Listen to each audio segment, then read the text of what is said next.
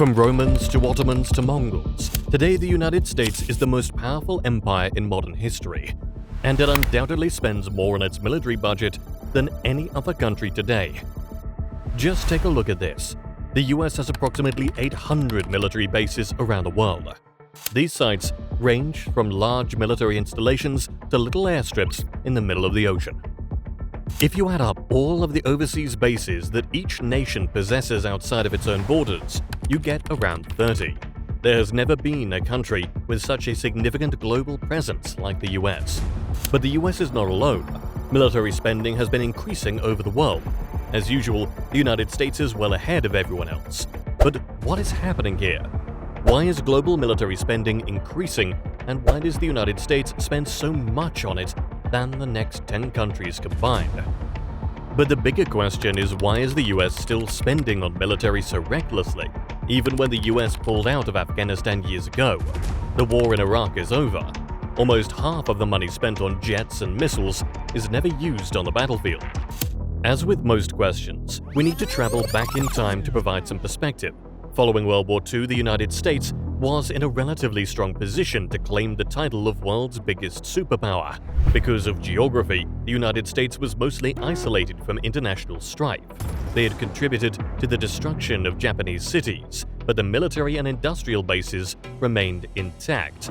The war had decimated most of Europe, necessitating massive financial investments to restore their damaged cities. The United States faced no such issue. The money the US would have spent rebuilding the country might have been poured into the military, bolstering US formidable forces.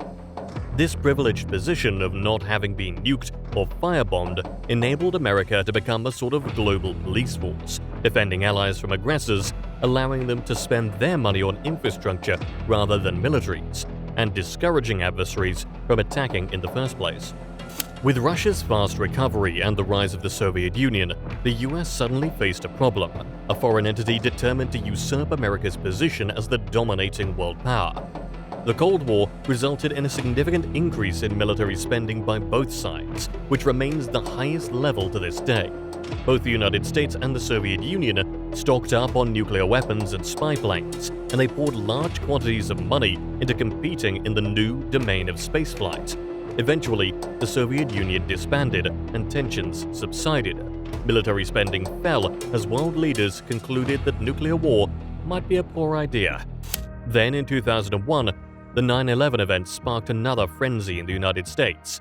With few exceptions, the US military spending has steadily increased each year since 2001. And it comes down to the big question: why? Already the presumed rivals in the Middle East like Iran and Iraq lack advanced military capabilities. So why does the US still continue to upgrade equipment and purchase new fighter planes, helicopters, and submarines? In one word, competition. In recent years, China has emerged as a formidable economic and military power. In 1990, China accounted for barely 2% of global military spending, but in 2018, it had risen to 14%, second only to the United States. That's a tremendous surge, and the US was alarmed. Chinese President Xi Jinping has indicated that he intends to fully modernize China's army by the mid-2030s and establish it as a leading global military power by the late 2040s. This ambition includes developing a military presence that can compete with the United States. China has already built 2 fully operational aircraft carriers, with another on the way, as well as investing in advanced fighter jets and a substantial cyber warfare operation. This last point is critical because the hyper-modern US military is reliant on information-enabled technology, and if China can eliminate those advantages, US supremacy is lost. When you combine China's rapid rise with the persistent threat of ancient foes like Russia, you could see why the United States feels compelled to continue raising its military expenditure. The resumption of great power competition, the kind we haven't seen since World War II, has sparked the latest round of global military investment. Unfortunately, this is a self-reinforcing loop dating back at least to World War II. Conflict has broken out among the great powers. Many are decimated in the process. The United States intervenes to give military support to allies and deterrence against adversaries. The USSR views the United States as an existential threat and is building its own military. The United States sees this, becomes alarmed, and boosts its own spending. This goes back and forth until the Soviet Union collapses. Rinse and repeat for each new imagined threat. However, this is not the only issue caused by America's hyper-militarization. What happens when the United States decides to withdraw from a region after years of serving as the world's police? It creates a power vacuum that jeopardizes regional security because those countries were never given the opportunity to construct their own defenses. The Pentagon also invests heavily in attracting fresh talent, as evidenced by the $28 million spent on employing artificial intelligence experts. This means they're working on new technology. It's a significant portion of what the Pentagon performs. Much of this information is classified, but we do know that the Pentagon is investing in things like artificial intelligence, which is being used to analyze drone footage and improve targeting capabilities.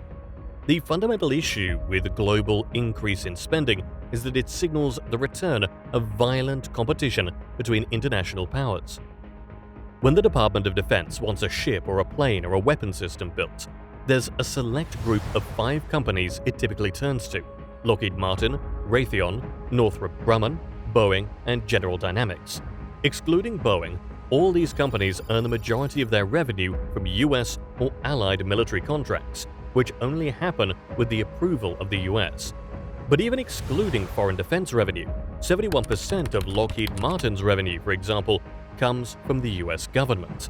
That translates to $47.5 billion a year. Put another way, Lockheed Martin is given more by the US government each year than NASA, a major government agency. In fact, if the defense contractor was a government agency, it'd be the 24th largest. It gets more money from the US government than the majority of government agencies. But unlike agencies, thanks to this business, Lockheed Martin profits nearly $1 billion a month. But war wasn't always such a profitable venture. Technology was what brought the private sector to battle.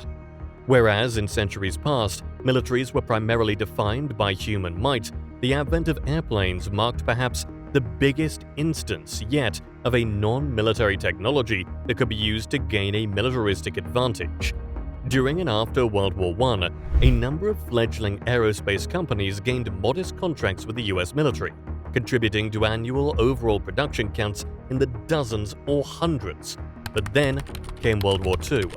Suddenly, the US and its allies needed as many planes as they could get, and with that, the US government started awarding colossal contracts to anyone who could build an aircraft. Lockheed, Goodyear, McDonnell Douglas, Boeing, Hughes, Grumman, Northrop, Convair, and more. McDonnell, for example, went from 100 employees to 5,000. Hughes went from 4 to 80,000. As a sum, whereas in the 6 years leading up to the war the US built a mere 20,000 aircraft, during it, the country's manufacturers produced a massive 300,000. Despite its immense power, the US Navy and Air Force cannot project forces directly as the Marine Corps can. The Marines, which consist of infantry, navy, aerial, and expeditionary forces, are intended to be the primary sea-to-land literal combat troops and special forces of the United States military. The Marines still have plenty of firepower to go around, as indicated by their transition from classic HIMARS systems to the new Navy and Marine Corps Expeditionary Ship Interdiction System, or NMESIS. The NMESIS is designed to strike maritime targets from land. If war breaks out between large nations, that's it. The gloves come off, and the world's huge militaries, constructed over the last 2 decades, will be used to their maximum capability.